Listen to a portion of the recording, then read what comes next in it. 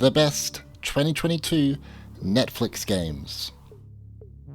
Please note, this list only includes new games to Netflix, not games that were previously a part of the App Store and then added to this service. Number 10, we have 12 Minutes. Here we have an interactive thriller about a man trapped in a time loop. Players must try to do something different every time to change the story and receive the correct ending. It has some stellar voice actors, from James McAvoy, Daisy Ridley, and William Dafoe. The story to this game is bizarre, and you'll be looking at the same top-down view of the apartment for around 8 hours. I won't spoil anything, but some find the pacing a little tedious and a little disappointing. But overall, it's a fun, little interactive puzzle adventure game. If you're playing on an iPhone, the touch controls and inventory are very poorly implemented here, so definitely play it on an iPad if you can. Number 9 is Arcanium Rise of Akhan, if that's how you say it. Arcanium Rise of Akhan is an open-world strategy card game. It is a mix of Slay the Spire and HS Mercenaries, and it's pretty good. The game is set in a fantasy world of anthropomorphic animals, in which good, evil, blah blah blah blah. The story isn't anything too special, but there is real depth, and the combat system is fun. Players form a party of heroes, and then embark upon a quest to defeat Akhan, the Calamity, and save the world of Azu from destruction. The game's pacing is a little slow, with runs and combat taking quite a long time to finish, but that's just my 2 cents. Number 8, we have Kentucky Route Zero. Kentucky Route Zero is a mystical adventure game about a secret highway running through the caves beneath Kentucky and the mysterious folks who travel it. Originally released in 2013, it was published episodically over a span of years. Now, all 5 acts and the interludes can be experienced together on iOS. The game won't be for everyone though. It's more a visual novel and point-and-click game. It has minimal gameplay and extensive reading. If you're into these types of games, let me tell you there is nothing quite like it. It's beautiful and will stay with you long after you finish it. Number 7 is Relic Hunters Rebels. I've been following this one for a while, and to see it come to Netflix is kind of cool. Relic Hunters Rebels is a shooter-looter RPG. Shoot and dash through colourful levels while crafting and upgrading dozens of weapons. Defeat the Tucan Empire and bring peace to a divided planet. It's not as polished as Moonlighter, which is also on Netflix, but it's pretty well made for an indie developer. The game contains partial controller support too, but it only works for gameplay, not menu interaction. I would suggest using a controller if you can, as it helps with combat and timing. Number 6, we have Poinpy. Poinpy is a vertical climber and is by the creators of Downwell. You will bounce up, dodge enemies, and feed the blue beast below. As you go higher, new and more challenging areas await, opening up new gameplay mechanics. Collect special abilities like the Octo Bub, which sucks in fruit, and the handy snail clock, which stops time. It's one of my favourite casual games to play on an iPhone due to its intuitive one-handed controls to bounce, flip around, and grab food for the beast.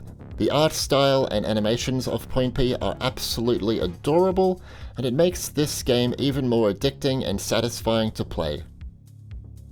Number 5 is Reign's 3 Kingdoms. It's time to swipe right and make history again. Devolver Digital have brought the 5th entry in their medieval card choice game to Netflix. You will swipe through military negotiations, marry to strengthen alliances, and recruit soldiers to fight. Reign's 3 Kingdoms is inspired by the Chinese romance of the 3 Kingdoms. You'll see the final years of the Han Dynasty. Encounter many factions, wars, and heroes of the saga as you swipe through to make high-stakes decisions. Team up with the right army at the right time, gain power, and more. Number 4, we have Lucky Luna. Lucky Luna has players guiding the character Luna through hidden dungeons and mythical temples to unlock the secrets of her past. It's a portrait-only game, which might not be for some if you're expecting controller support, but it works very well for this one, being in portrait mode. Each level has been designed for one-handed gameplay and fast-paced movement. Each level also introduces new mechanics and features, but you need to know there's no jump button here and no controller support either. You can only swipe to move Luna left and right as she drops deeper into a level. Take advantage of your surroundings and be careful on where she falls. Number 3 is Before Your Eyes. Before Your Eyes is a very unique adventure game where players control the story using their real-life blinks. The game actually utilizes the camera on your device to read your blinks. Enjoy an emotional, first-person adventure where you explore the memories and experience a soul's journey into the afterlife.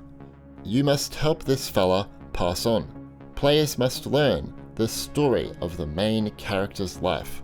To do this, you'll go back and relive the most important moments of the protagonist's life.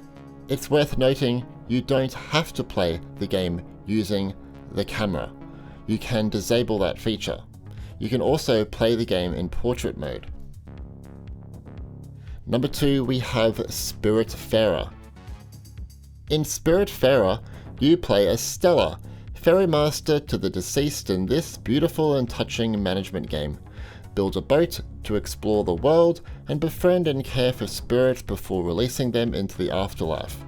Afloat the mystical seas, you can farm, mine, fish, harvest, cook, and more as you decide what is built on your ship. Memorable characters, emotional stories, and elegantly constructed platforming levels await you in this cozy game. This one has full controller support and is one of the few iOS games I know of with custom resolution support. Number 1, we have Into the Breach. Here we have my favorite Netflix game of 2022. I know this game could have been ported to mobile ages ago, it's not a demanding title, but I still can't believe I'm actually playing it on my iPad or iPhone. Into the Breach is an overwhelmingly popular indie strategy game on PC and Nintendo Switch, and is by the creators of FTL. Into the Breach has players controlling powerful mechs from the future to defeat an alien threat.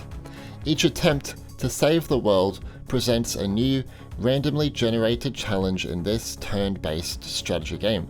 I strongly suggest playing this one on an iPad Pro as it has 120 FPS support, and you can also play the game with a controller. It's a wonderful experience that matches desktop if you're playing on an iPad. Here are some bonus games. Mojang Solitaire has players enjoying hundreds of tile-matching puzzles. Equip themes and backgrounds, including Stranger Things ones, to change the game's look and feel. This Is a True Story is a narrative puzzle game. Players explore a beautiful hand-painted landscape that's based on actual events and interviews. Skies of Chaos is a colourful, arcade-style shoot-'em-up. It has players jumping into combat planes to face off against an evil empire. It's not the most in-depth game, but it's a good little time waster. In SpongeBob Get Cooking, attempt to delight customers by serving up delicious dishes in Bikini Bottom's restaurants, in this culinary adventure based on the series. Astoy Games are back with their latest title, Desta the Memories Between, which mixes a narrative-driven adventure with turn-based combat.